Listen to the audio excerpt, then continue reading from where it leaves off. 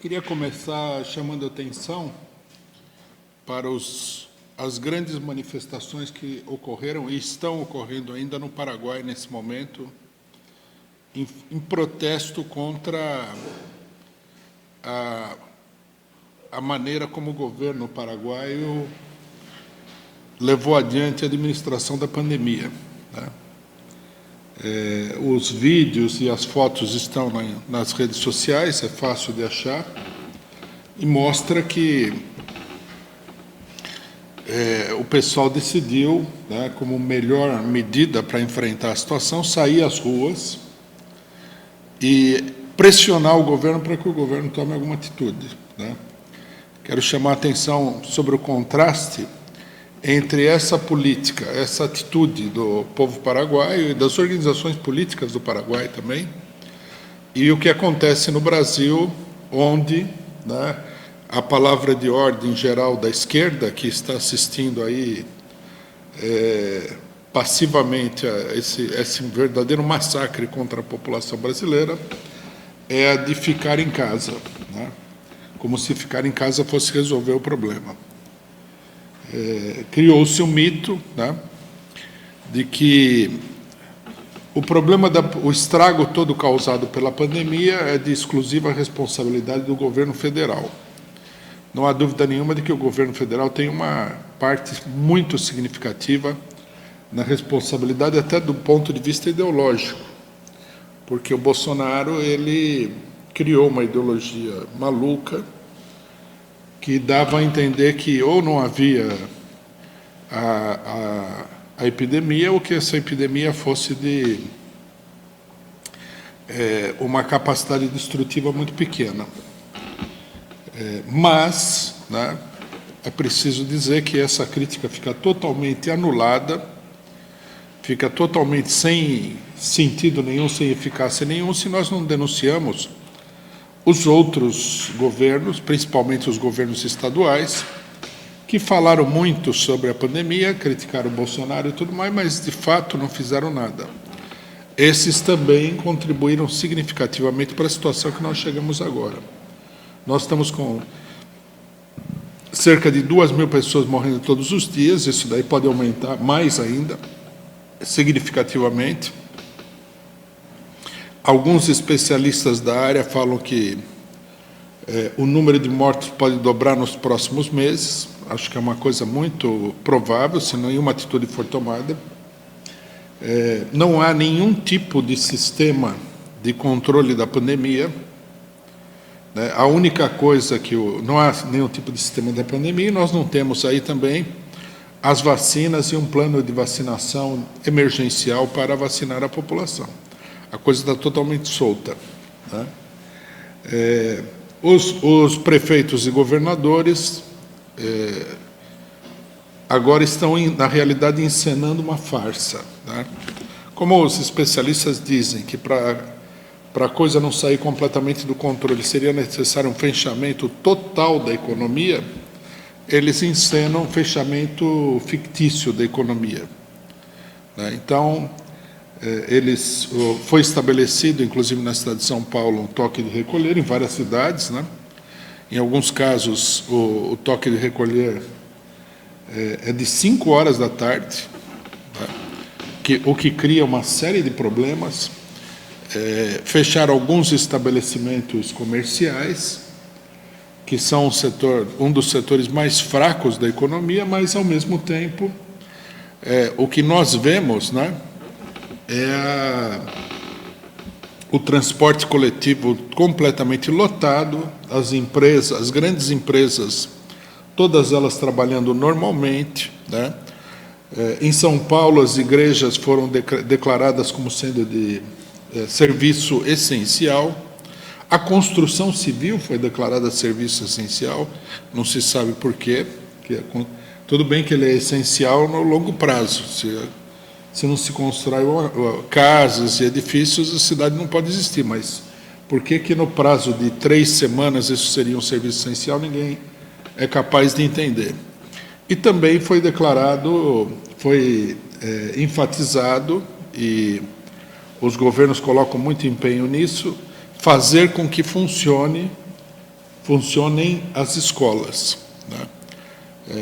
Essa questão das escolas, ela denuncia totalmente a farsa do lockdown, porque todo mundo sabe que, a partir das escolas, né, que movimentam aí no país inteiro dezenas, se não centenas de milhões de pessoas, dezenas de milhões de pessoas, isso faz com que a economia toda se movimente. Se a economia se movimenta, o vírus se espalha, né, a pandemia fica cada vez pior. Essa questão do lockdown é uma questão simplesmente para mostrar politicamente que esses governos estão fazendo alguma coisa. Não é eficiente contra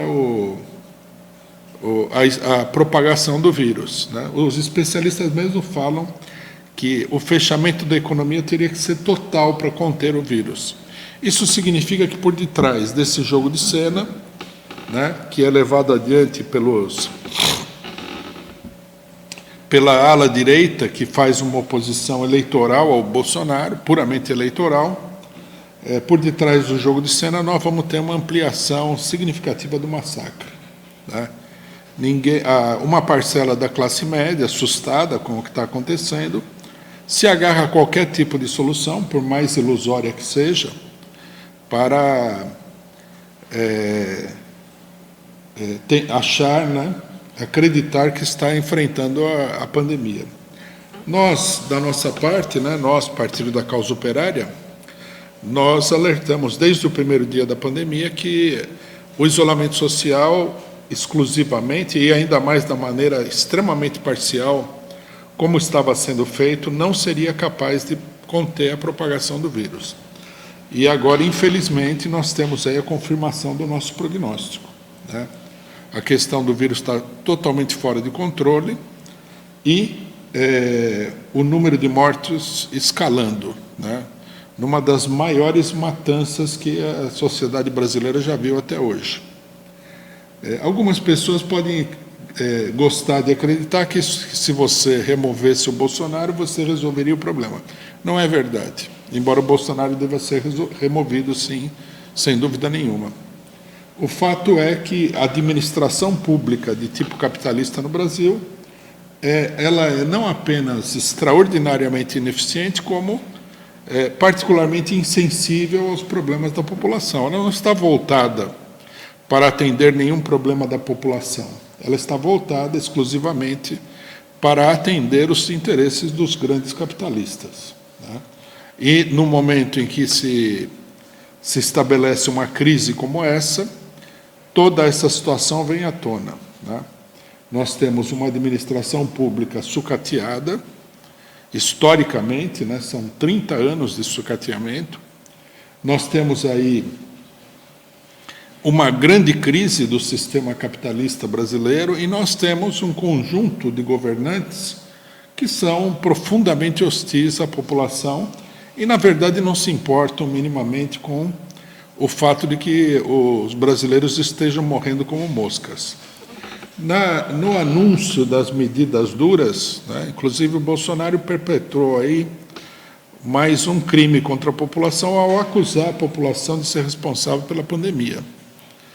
Ele veio com a conversa mole de que o pessoal faz festa, de que o pessoal não usa máscara, etc. e tal, quando ele liberou o transporte público para funcionar, ele liberou as escolas. Nas escolas já são milhares de pessoas infectadas, professores infectados, né, e muitos já morreram, e ele não abre mão de manter a escola funcionando.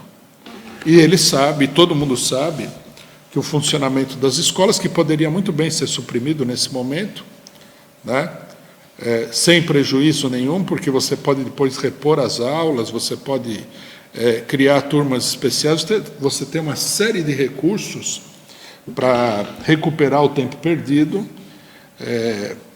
Isso daí só é feito porque existe uma pressão dos capitalistas do ensino, que são uma parcela expressiva para que as escolas funcionem.